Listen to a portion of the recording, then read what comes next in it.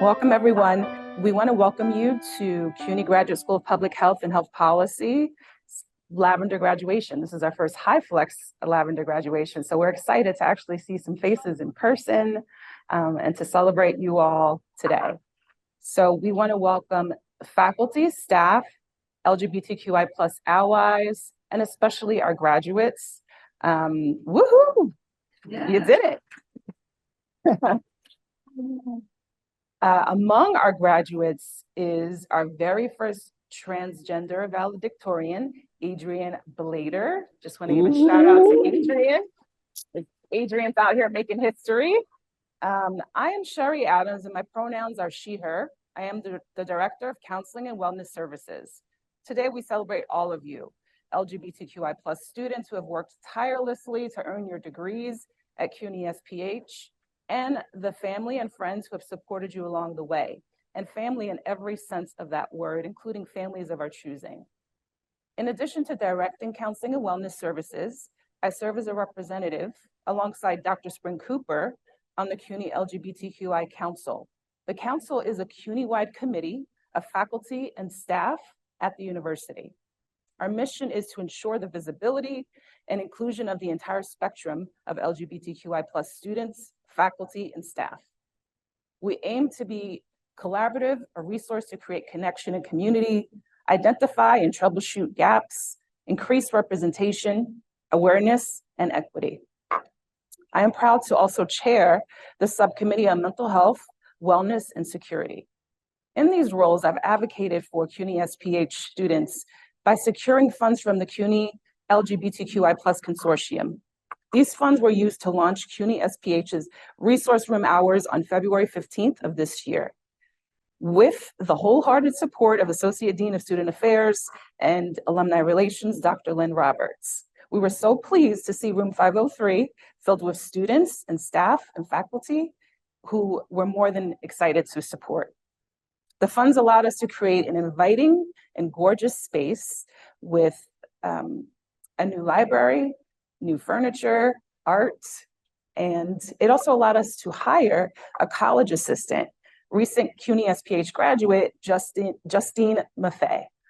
And Justine Maffei has staffed the space. She's assisted in promoting events. And Justine has also done something very significant. She fulfilled a requirement for the consortium to interview queer identified students. She recruited and interviewed them. And you'll hear more from Justine about that later. The funds also made it possible for CUNY to co-sponsor a hyflex CUNY-wide Transgender Day of Remembrance last fall. It was a memorable and meaningful event that honored the transgender folks lost to violence. Transgender Day of Remembrance was started in 1999 by advocate Gwendolyn Ann Smith as a vigil to honor the memory of Rita Hester, a transgender woman who was killed in 1998. The vigil commemorated all the trans people lost to violence since Rita Hester's death and began an important tradition that has become an annual Transgender Day of Remembrance.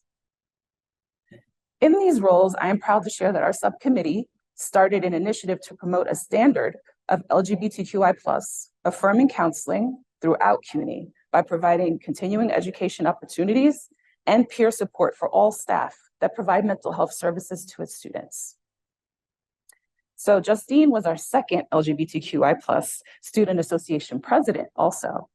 Our first was an alum, Elise Bayan, who was inspired to volunteer and become our first president after a town hall aimed at promoting a more LGBTQI+ affirming campus was facilitated by this evening's keynote speaker, Sandra Buatti-Ramos. At that same town hall, Dr. Spring Cooper committed to supporting the student president. We thank all of those who have stepped up in these efforts. So CUNY SPH ranks in the top 10% of all schools of public health in 2024, as per US News and World Report rankings. With that piece of data, I introduce our distinguished leader in positioning us as a school that gives them all something to talk about, Dean Ayman El-Mohandes. Dean, the floor is yours.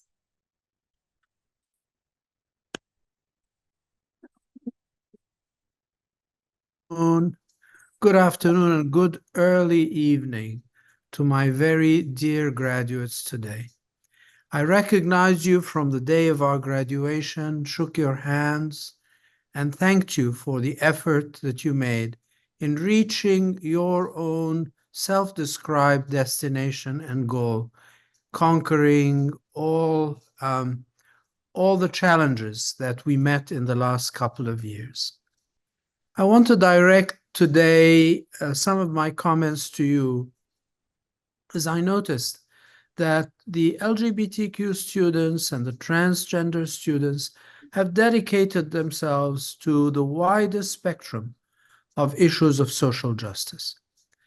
This is a natural progression of who you are as individuals and young adults and leaders, that you have learned from the history and the level of injustice and discrimination that has been inflicted on your community and on many other communities beside you, that without action, without advocacy, without strength, without endurance and resilience, we will not be able to overcome many of the injustices that continue to prevail in the world today. There are two ways in which we can be confronted and respond to major obstacles and challenges in our lives. One of which is to give up and succumb. The second is to direct all our energies towards rescuing ourselves to the exclusion of others. And the third, to be enlightened and spiritually, intellectually, and philosophically imbued with the strength that allows us not to move alone, but take with us many others that may not have the strength to move forwards. But with your leadership, with your empathy, with your strength, and the beauty of your spirit, that you have proven to this country, to this nation, and to the world, that the role that you will play today and the future will be to carry the beacon of justice for all.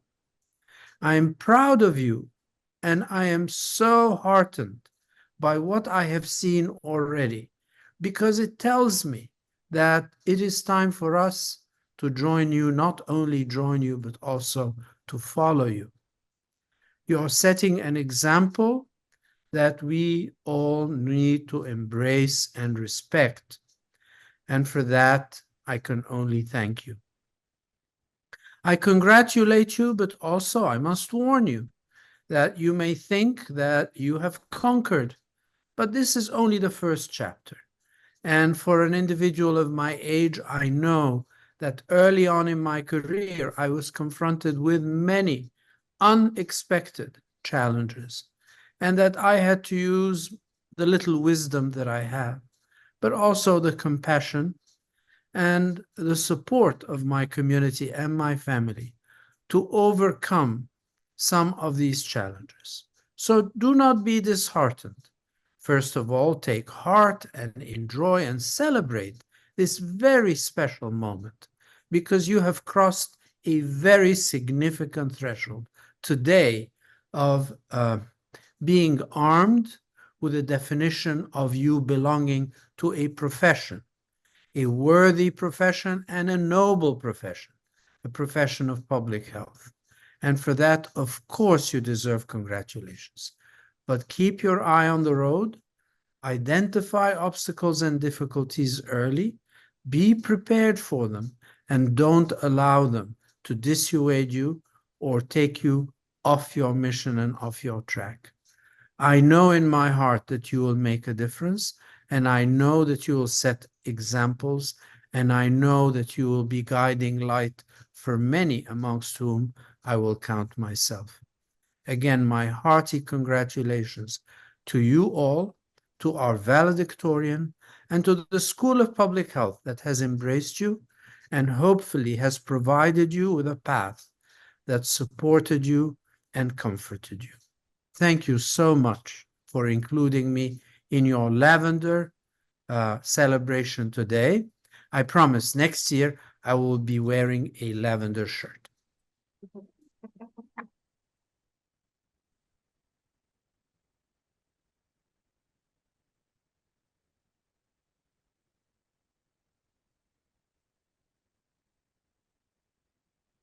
Okay, first, I just want to say, use this mic, all right? I'm here. Yeah. Great. Okay. First, I just want to say thank you so much for organizing this, everybody who's put this together and everybody who is here tonight. It's so meaningful to see all your faces on Zoom and in the room. And I just want to give a plug for, Sherry talked about the LGBTQ Council, and there's a CUNY-wide queer prom on Friday night. If you don't know about this, it's free. Will I be there with my girlfriend in matching pink dresses? Yes, you should definitely come. It'll be so fun. Okay, so now on to the introductions of our keynote speaker, which I'm so honored to present. So tonight, Sandra Buatti-Ramos is going to be giving our keynote speech. She currently serves as the Senior Associate Director of Career Development and Assessment at Hofstra University.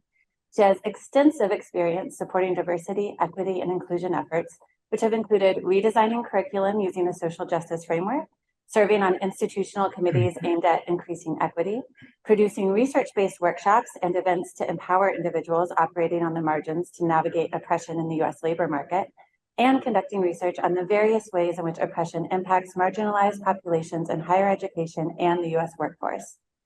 Sandra has been recognized as a Shining Star Partner of the Hofstra Northwell School of Nursing Ideals, which stands for Inclusion, Diversity, Equity, Access, Leadership, and Success Program, and has served as keynote speaker and panelist for SUNY, CUNY, Mount Holyoke College, and DePaul University.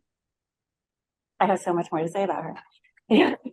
She's a recipient of CSPA New York State Champion of Diversity Award, and her research has been published in the Journal of the National Association of Colleges and Employers, or NACE, the NACE blog, and Career Guidance for Social Justice. Sandra has served on the NACE DEI Committee and LGBTQ plus Allies Affinity Group, and is the current chair of the LGBTQ EDI Committee. At Hofstra, Sandra serves as an LGBTQ plus studies mentor and works closely with student groups to provide programming and education on issues such as systemic barriers to employment and the impact of marginalization on career development and career management. Sandra is currently pursuing a Doctor of Education from the University of North Dakota and earned a Master of Arts degree in Higher Education Administration from Stony Brook University, a Master of Arts degree in Communication from the University of Albany, and a Bachelor of Science degree in Communication Studies from SUNY Oneonta. Did I get that? Okay. Sandra also earned a certificate in Diversity, Equity, and Inclusion from Cornell University. Without further ado, thank you.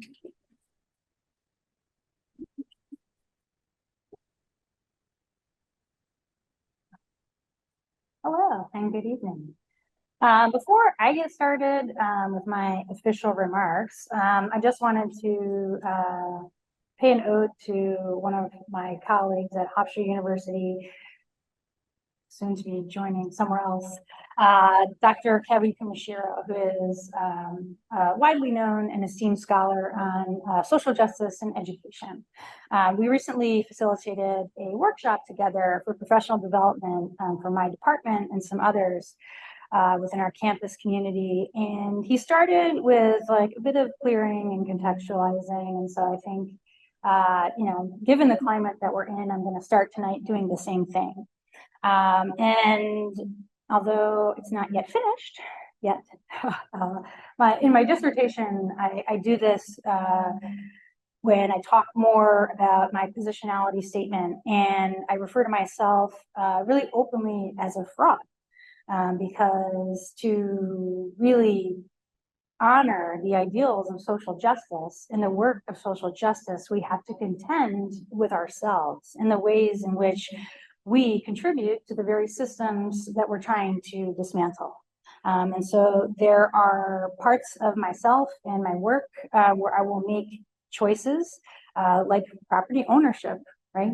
That conflict with the very ideas of social justice. And when I think of Indigenous culture and the importance of place, yes, I can honor that. Yes, I can conceptually understand what that means to these populations, but I'm not giving up the deed to my home, right? I'm not giving away my land.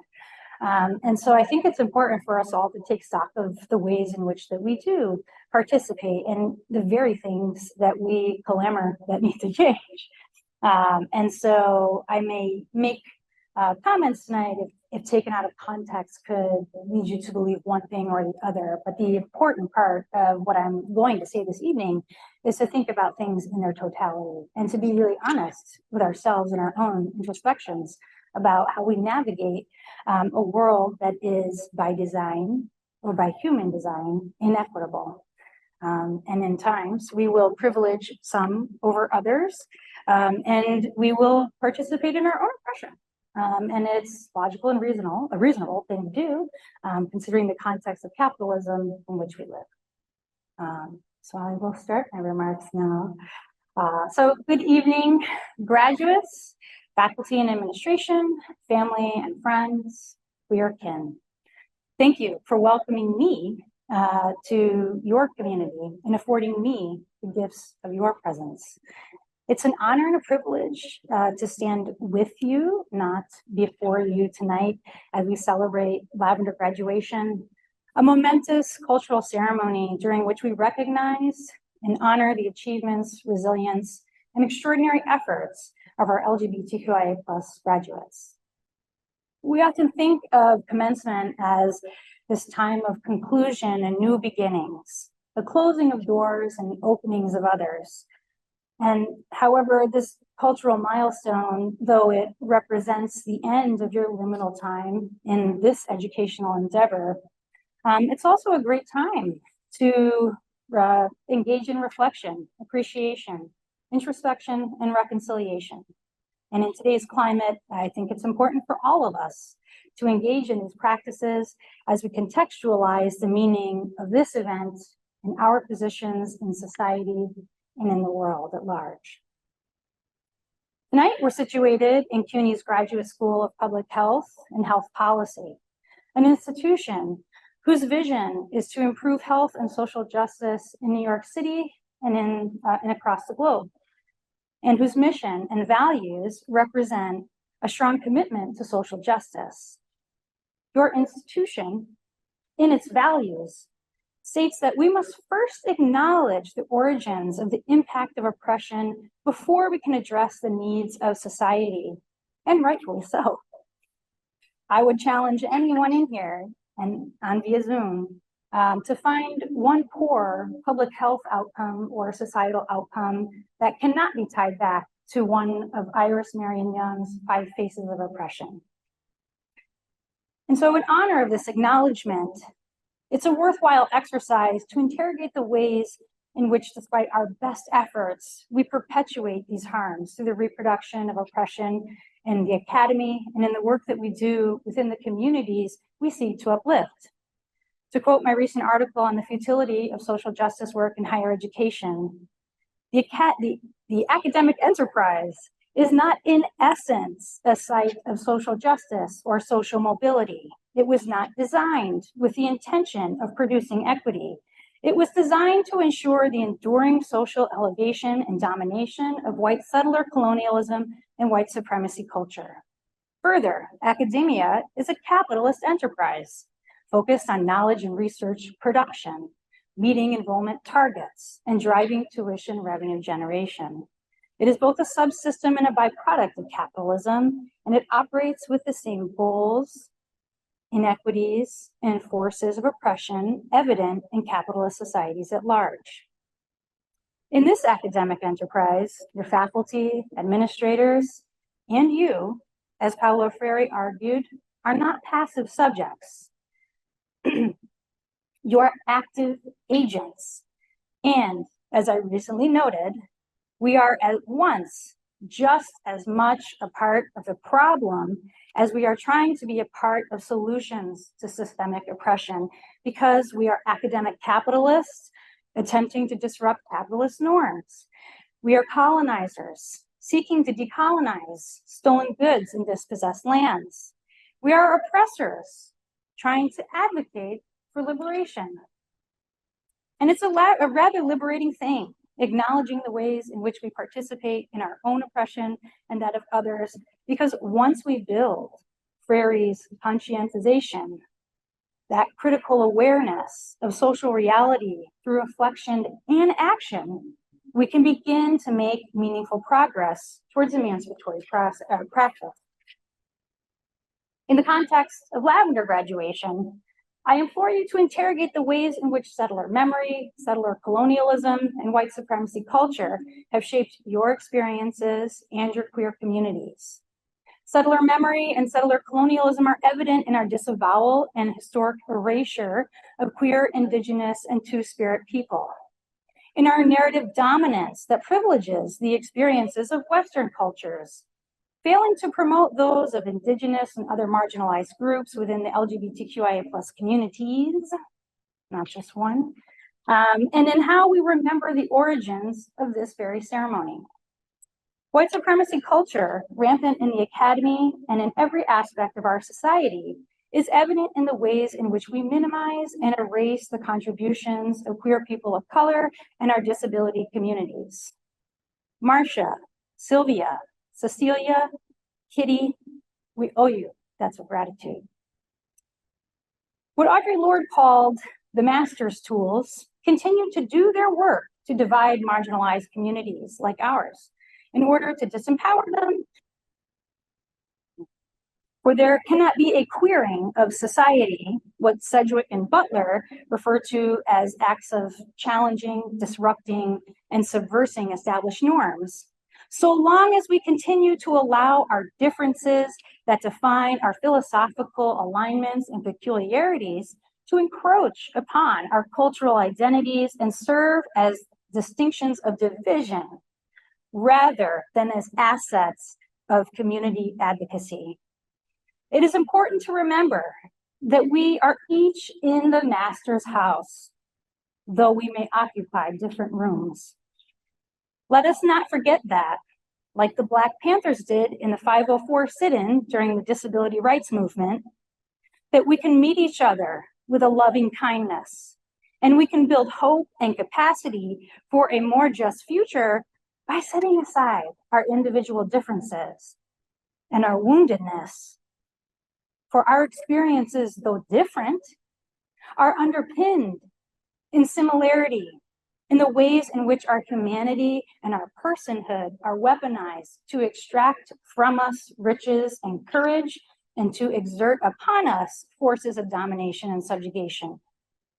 Each of us knows that isolating loneliness of severed belonging, as well as the joy of love experienced in community. So as you embark on your next phase of your struggles for social justice, maybe in your education, if you're continuing on, or in your work and in your lived experiences, I call upon you to employ what Z. Nicolazzo, trans scholar, envisioned as an epistemology of love. Recognize relationality, that the knowledge you produce is not created or consumed in isolation, but through interactions with others. Honor the complexities of intersectionality and respect each other's lived experiences, even when they conflict with popular or dominant narratives. Love as a praxis. Understand that love is more than an emotion. It is a deliberate, practiced action that involves fostering environments in which care, respect, and compassion are integral to your ways of life. Appreciate that at their core, communities are characterized by mutual respect, collaboration, and a shared commitment to the well-being of all members. In community, just as in the Pride March, there shall be no restrictions on participation.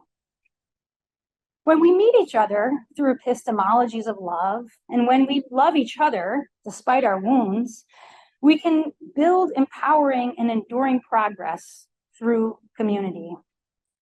Despite the division we see and the terror that we encounter in macro and meso context, we should acknowledge and appreciate that we can say to ourselves and to our peers that we, like all master's theses and dissertation research, are perfectly incomplete. We judge less and we love more. We can also foster capacity as we fill the gaps in one another to create a community complete. And it is only in the tolerated woundedness that we will ever make meaningful movement toward that just future we so desperately desire. In the spirit of reflection, appreciation, introspection, and reconciliation that are required to enact this epistemology of love, I want to highlight that the color of the symbol of this very ceremony, lavender, was chosen in an effort to reclaim the pink triangle that gay men were forced to wear in concentration camps and the black triangle designating lesbians as political prisoners in Nazi Germany. The gay rights movement took these symbols of hatred and combined them to make a color and a symbol of pride and love and community. I also want to note that while the general public opines that the condition of LGBTQIA plus people in the US is fine now, having reached that final destination of the It Gets Better campaign during the Obama administration, and upheld in the Supreme Court for now, that the counter narrative that we see in our daily lives tells a story that's very different for that state of queer affairs in the US. In 2021, 20% of all hate crimes committed in our country targeted queer people with queer identities. Threats of violence against LGBTQIA+ communities are on the rise, with over 525 anti-LGBTQIA+ bills introduced in state legislatures in 2023, a record number for our country. Over 220 of those bills specifically targeted transgender and non-binary people, another record. In 2023, HRC tracked the violent deaths of 32 transgender and gender, 84% of whom were people of color, 50% of whom were Black transgender women. 78% of these deaths were the direct result of gun violence. 36% of these deaths were caused by known assailants, such as romantic or sexual partners, friends, or family members. 50% of those people murdered were dead named by authorities or the press. So even in death, it appears, dignity may be denied to our people. The Trevor Project's 2024 report on the U.S. National Survey of the Mental Health of LGBTQ+ young people is quite alarming. 39% of LGBTQ+ young people seriously considered attempting suicide in the last year, including 46% of transgender and non-binary young people. LGBTQ+ youth of color reported higher rates of suicide attempts than their white peers. More than 1 in 10 attempted suicide in the past year. Additionally, 90% of LGBTQ+ young people reported that their well-being was negatively impacted by recent politics, and nearly half experienced bullying. And those who did reported significantly higher rates of attempting suicide. Now, that report included college-age students up to, I think, early 20s. And in these reports, I see traces of a society's failure to honor their commitment to stop the oppressive violence they so vehemently condemned after the brutal murder of Matthew Shepard in the late 1990s, and the next one, and the next one, and the next one. These oppressive macro trends and others, not addressed here for timing, because I'm sure I'm already over time, no doubt facilitated the brutal attack on Next Benedict and posed significant risk to the safety and well-being of our queer communities. These compounding threats and broader societal trends contribute to negative health outcomes, career and housing injustices, experiences of minority stress, and individuals' diminished sense of belonging. So for those who think that it's so much better now, I ask, better for who exactly? You see, it's these broad statements in which we see the DNA of oppression once put under a microscope. Our society's claims of victory for queer liberation are fraught with evidence of white supremacy culture, settler colonialism, and the dominant narratives of settler memory, stripped of the nuances of human suffering They are like a fine residue of fingerprints of oppression, evident only when investigated, tied to the culprit, but only if you seek them out and interrogate them. So for those of you entering or continuing your work in public health or health policy, much of what I shared here tonight is probably not news to you.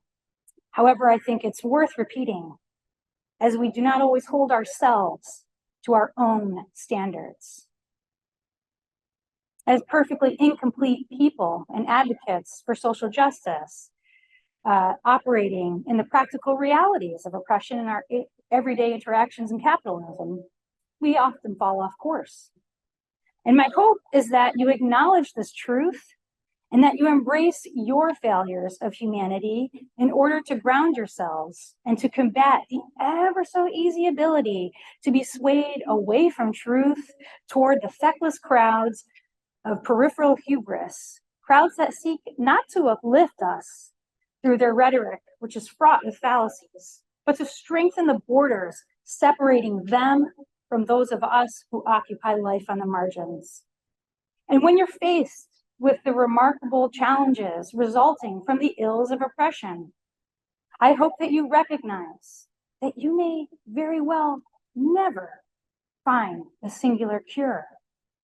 And your work throughout your life may at best only ease people's suffering. And your solutions, like you and all of us here, will be perfectly incomplete. But in aggregate, they may one day lead to that revolutionary healing.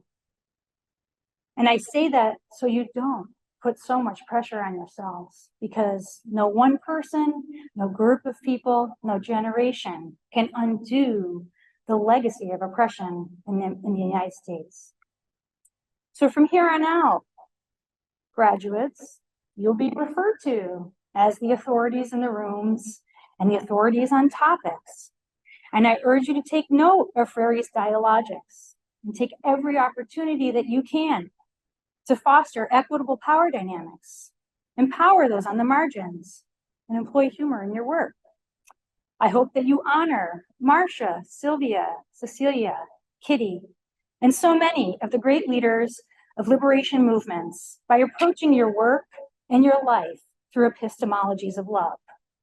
I hope that you appreciate the significance of your ability to persist through graduate school, despite the varied ways in which society and the academic enterprise oppressed you through exploitation, marginalization, powerlessness, cultural imperialism, and violence. And yes, institutional violence counts. And recognize that even when you felt as though you could no longer endure, in those delicate and dark moments that we're often afraid to discuss publicly, that your choice to continue on was an act of both self-love and self-liberation. That your presence here tonight, in the room or in a virtual space, in this lavender graduation ceremony, one in which we come together to appreciate your relentless resilience and your choice to engage in queer community and love and to celebrate queer accomplishments and joy, is in and of itself, as Caitlin Ryan's research on the everyday experiences of Palestinian women framed it, an act of resistance. In love and solidarity, I congratulate you, and I welcome you to continue the work of social justice using epistemologies of love. And when that conjecture of peripheral hubris calls to you, I hope that you do as Marcia would have and pay it no mind. Congratulations once again, and thank you for listening and being in community with me this.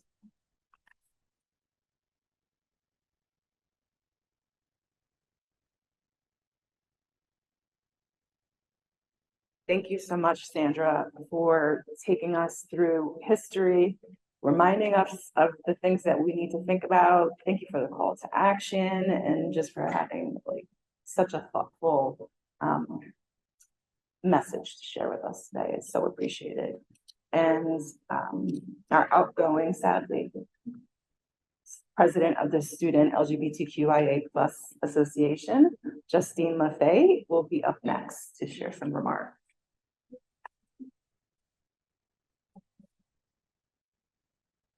My fellow graduates, congrats on completing your degrees, and I hope you're all very proud of yourselves. My name is Justine Maffei, and I am, or was, an MPH student at CUNY SPH and the acting president of the LGBTQIA+ Student Association. During my time as president, I was able to connect with my peers in a really unique way. If you aren't aware, our university was awarded a grant from the LGBTQIA+ Student Consortium to create more spaces and resources for queer students on and off campus.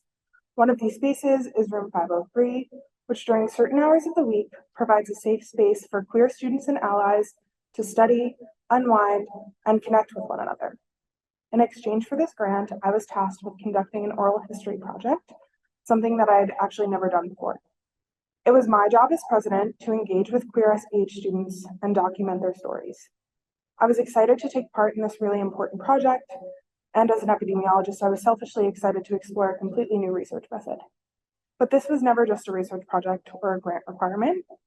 I quickly realized I was connecting with members of my own community in a way that I never have before. I got to document their stories, not only as students or New Yorkers or public health practitioners, but as queer people moving through the world alongside me. I felt the invisible string that tied all of our experiences together.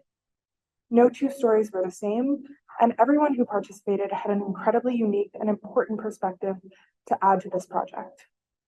I've always known, but this solidified, that the LGBTQ community is incredibly special. Our unique intersecting identities make us vastly different people with different perspectives and stories. Of course, we're not a monolith, but we are all tied to one another through our queerness. The invisible string that connects us all is literally love and how we love. To me, that is so special, and no one can take that from us. I want to encourage anyone who is continuing as an SPH student next semester to take on leadership in the LGBTQIA+ Student Association. It is not only important to lift up queer voices and make queer students feel comfortable in their own learning environment, but it's critical that we document our own stories. We share in our queer experiences inside and outside of the classroom. This association is very new. It doesn't have a 10-year-long history, and that makes it fragile. And I want to make sure we can protect it so that future SPH students can share their stories too. Finally, as queer people, we have an obligation not only to protect each other and our legacy, but an obligation to protect other marginalized individuals who face oppression, persecution, and genocide. I would be remiss if I didn't take this moment to acknowledge all of the families in Gaza, the children, the educators, the students, and the queer people who will never have the opportunity to learn, graduate, or embrace their loved ones after a monumentous accomplishment like this one. While I hope you are all proud of your accomplishments at CUNY SPH and proud of your identity as queer people, there is no pride in genocide. It is up to us to uplift Palestinian voices and share their stories, pay attention, and think critically, the way you were taught to do as public health students at CUNY and future public health practitioners. Marsha P. Johnson, a Black trans woman and one of the most prominent queer activists in history, once said, "History isn't something you look back at and say it was inevitable. It happens because people make decisions that are sometimes very impulsive and of the moment, but those moments are cumulative realities." Graduates, don't be passive in the writing of history, and don't be impulsive, be intentional. We do not have the opportunity, but the obligation to fight against the oppressor and stand for justice and peace. Palestine will be free, but not without a fight for liberation. Thank you all, and congratulations again.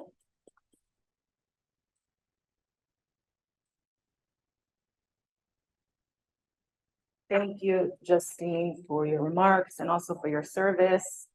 You did so much work on your own a lot of the time, so you deserve so much credit for keeping an association alive and also growing it in the sense that there were oral histories done that are going to be on display permanently at LaGuardia Community College, and CUNY SPH is going to be represented for the first time.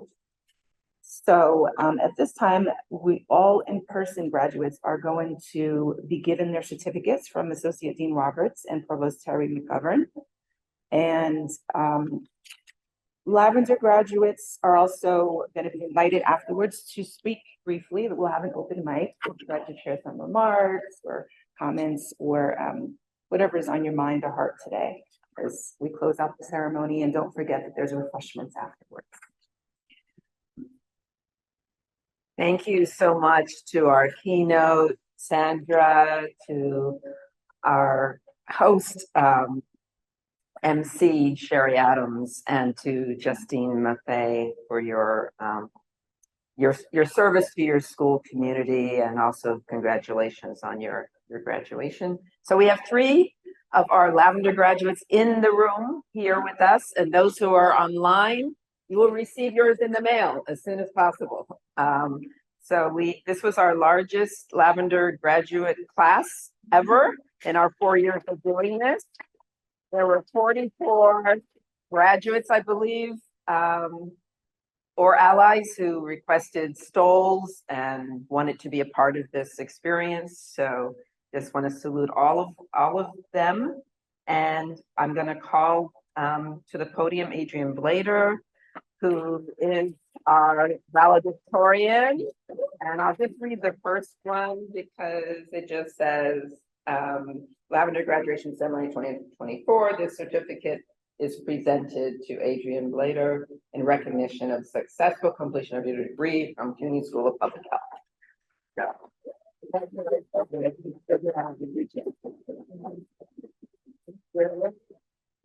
So if you'd like to say anything, I know you may not be prepared. You know, I was speech at commencement. I know, I think it's all my energy. You might, it's fine. It's totally voluntary. So not to put you on the spot, but you don't. Yeah, I'm just so proud of everybody and really happy to hear that this is such a large Lavender graduating class.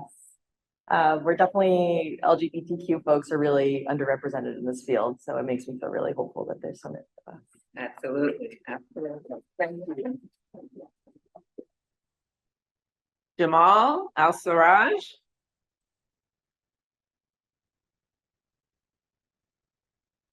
Who reminded me tonight that he took his very first class at CUNY SPH with me. I didn't realize that's out of sequence, so it just happened that way.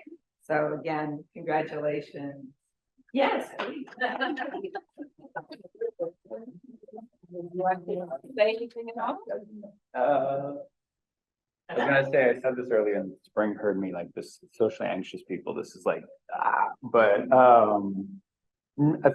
it's great to be at an event like this.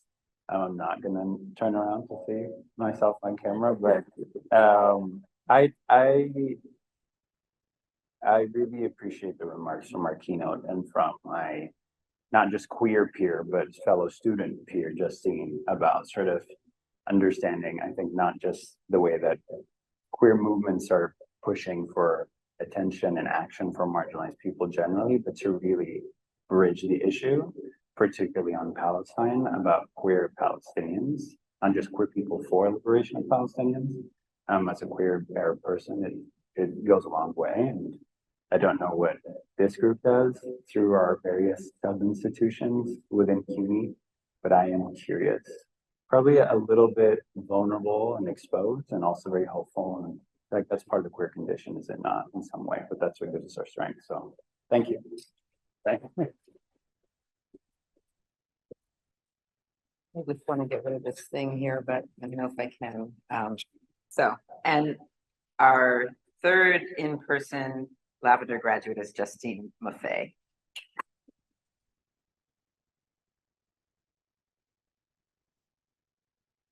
Who just spoke, so I won't put you on the spot. But here you are. Thank you. All right, and at this time, we're going to thank you, Provost McGovern. We're going to open, I believe, is that right? We're going to open the mic a little further to. I'm going to remove the spotlight. Is that how I do this? Okay, yes. So now we have. I just don't know how to get rid of it. Oh, there it goes. Got it. So, do we have any Lavender graduates online who would like to unmute and share a few words? Anyone at all? You can raise a hand if you're still in the space.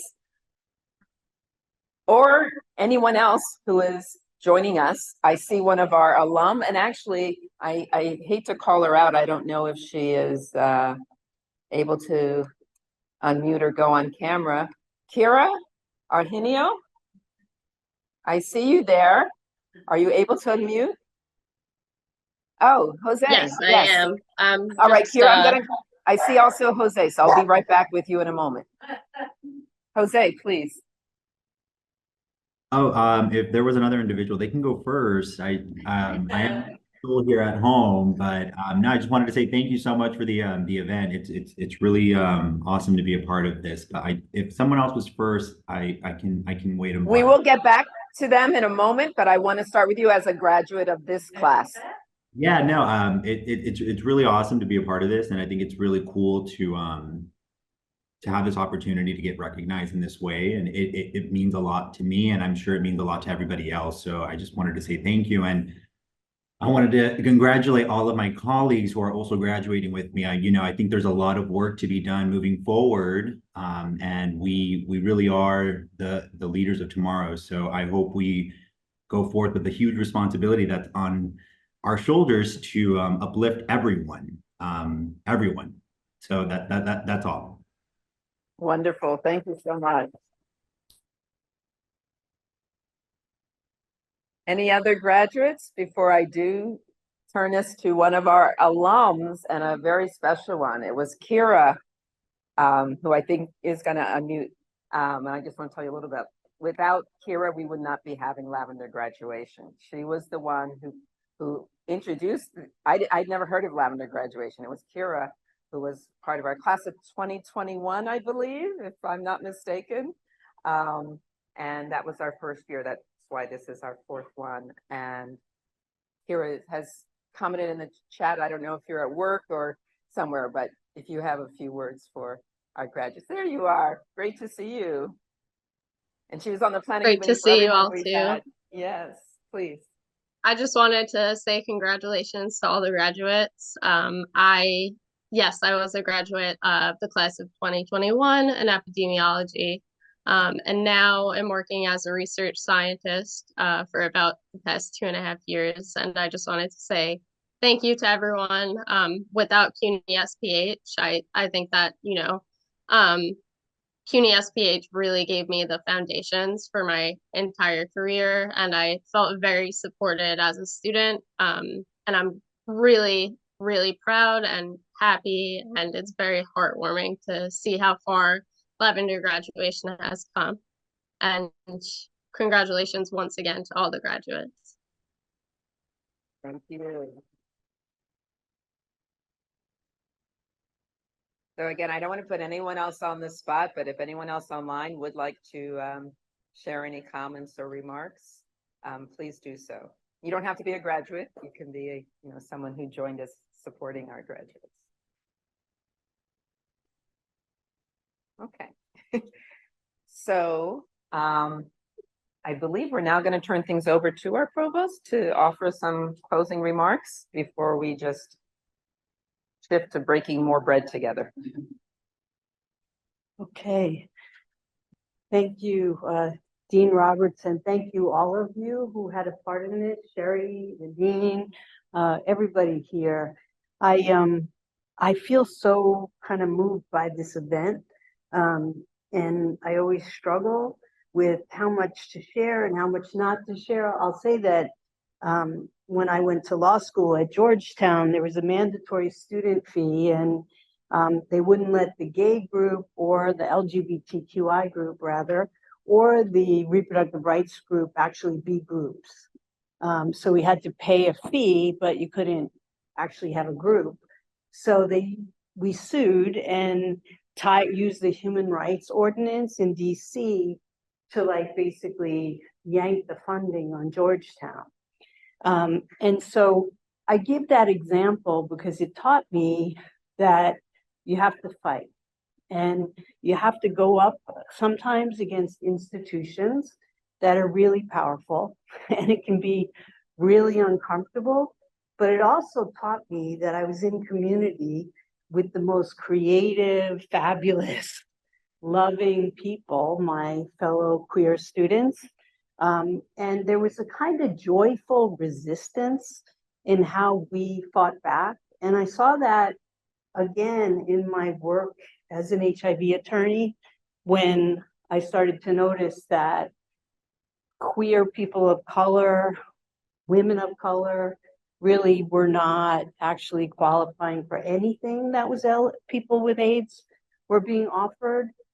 So the keynote's remarks about, you know, privilege and intersectionality and discrimination within discrimination are so important. Right now, when we talk about bodily autonomy, right, and what the Supreme Court is doing or allowing to have happen all around this country, when we talk to folks from other countries, they say, what is self-determination? Both in terms of where you live, what country you're in. So all of these issues, these human rights issues, are very much linked. So to me, bodily autonomy is self-determination, is human dignity, is a human right. And I think, you know, you all make me feel so happy about the state of the world, even though it's such a difficult moment in the world.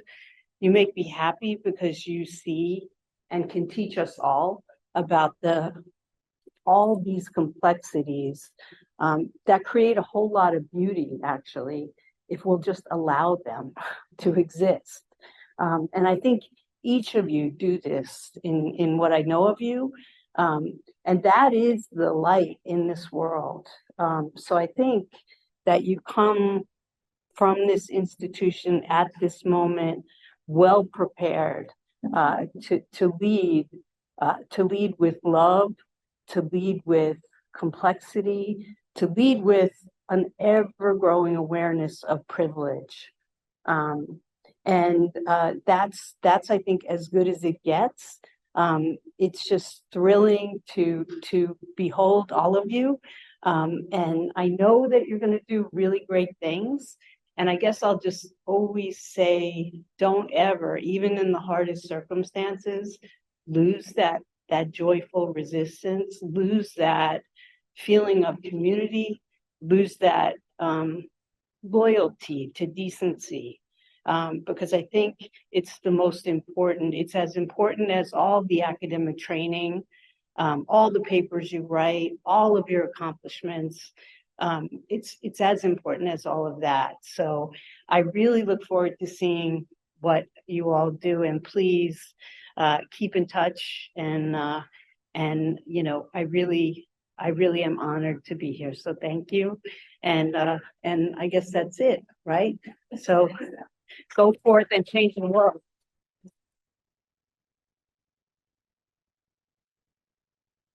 Thank you so much, Dr. Provost McGovern. You shared just the right amount. That was great. I just want to say real quick that for the first time, CUNY SPH is going to be in the Pride March, and we have beautiful rainbow CUNY SPH t-shirts. And if you all could be there and join us, that would be so cool. We'll send you the flyer with the QR code to register. And yeah, you know, we want to show out and show up and enjoy ourselves and just like represent a school that, you know, has grown a lot in terms of supporting LGBTQI staff, students, faculty, and just speaking out about like what we need in order to feel affirmed. So thank you all. Congratulations. Thank everyone who's here virtually and also in person. And please enjoy refreshments here. And congratulations again from the Dean. I'm about to perform my grandpa duties. Bye.